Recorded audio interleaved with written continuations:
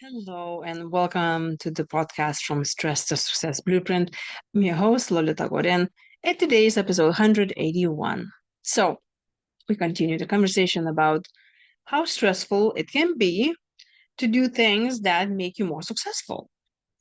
And today, specifically, I want to talk about avoiding the feedback, avoiding any criticism.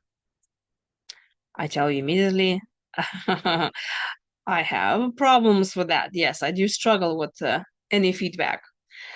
And for those who can relate, it really helped me to understand where is this is coming from. Definitely came from my dysfunctional family, where I was not really feeling that I was enough, and I am a people pleaser because I wanted to be safe and fed. So I need to people please. So when they like me, they feed me, and hence I live. Yes, this all goes into all the way to the survival mode. And so what happens when, let's say, my parents are not happy with me, I immediately take it very, very hard because I'm like, oh my gosh, I'm going to die. I'm not good enough. They're not going to feed me today. I know it sounds very ridiculous, but that's how mine works, especially when you're a child. Sad part is that all of this, I took it and, just took it all the way to my life and my as an adult. And it takes courage for anyone to really put yourself out there and think, okay, there will be people who will be criticizing me a lot. There will be people who will not like what I have to say or how I look or whatever. But probably mostly because I will trigger something in them that they don't like. So it's very important to realize, first you need to ask yourself, and I'm inviting you to do this right now. Look and ask yourself, well, if somebody's giving me feedback about my work, about what I do, or how good of a cook I am, what am I wearing, even simple things. How are you taking this in? And why is this has to do anything with success is because if let's say you are launching a new program, having a service or anything, and you will always find people who disagree with you. But this one thing is when you say, yeah, okay, you disagree with me, but I still gonna paint this house red because I want to.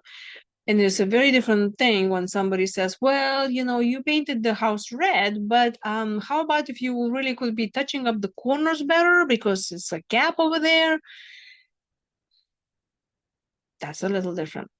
So it's very important is to see how is that you react when somebody has an advice for you, how you can do something better.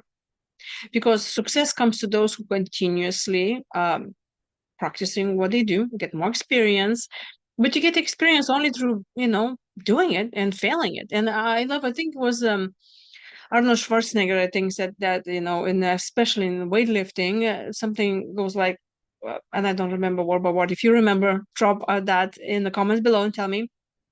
But he said that in weightlifting, you fail forward. Like, you're continuously failing by lifting weights and, you lift as much as you can until you cannot.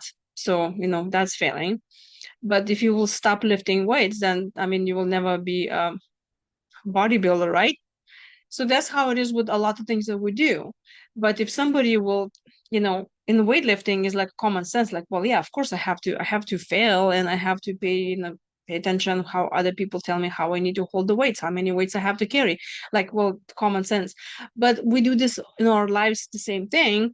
But if we are doing something that is not being accepted as something that can be failable, let's say, if that's even a word, uh, that failure, it's okay, then we have a problem with that, especially when we're doing some simple tasks and somebody from your family maybe was disagreeing with you, and because you're people pleaser you want to make sure that this is perfect, and then I have a whole episode about perfectionism.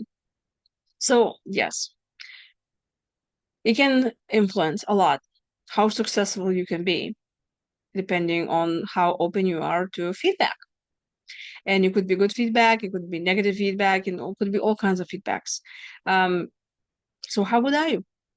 And if you already kind of think, yeah, I'm kind of pretty good with this, or no, I'm not good with this, or whatever, or you want more clarification, you just ask your family members or your best friends, those are nice ones who will not give you a bad feedback on purpose to hurt you. I mean, and uh, and then just see. It's like, okay, are they telling that you're really pretty good with that or not?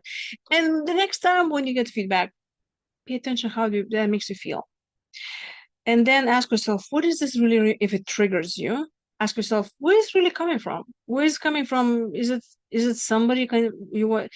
Especially if, let's say, there's something like a memory from your childhood that, let's say your mother was telling you that you're too fat and you stop eating, and so let's say you are in some party now and you are very grown well adult, and you somewhere at the buffet, and then somebody that just tells you like, well, that's a lot to carry on, or well, I cannot believe you can eat all that. It can really trigger your memory from that hurtful situation that you were when you were a child, and you can take it like, oh my gosh, did they just they just criticizing how fat I am and all of this. So, highly recommend talking with a therapist, with a professional. But if you need more help with your habits that you have right now and you want to help to change them, I am here. Go to my website, beamazingyou.com, and book a session. And yes, if you want to have a journal that has plenty of questions for you and where you actually can write it down and have everything in one place with a few other very good stress management tools for you that you can create personally, go to beamazingyou.com website under the tab where it says books. And or you just go to Amazon and get my book, Stress Management Journal for Adult Children Alcoholics.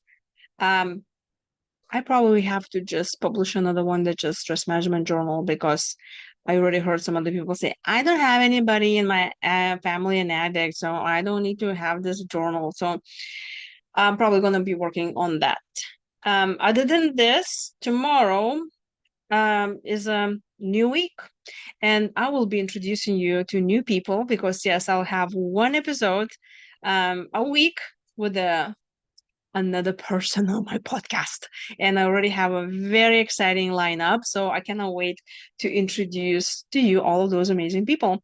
And if you want, have some ideas what I can cover about stress management, or you have any questions for me, or if you think that somebody who could be a great for my podcast, drop a comment below and I'll be very happy to read and see what we can do about that.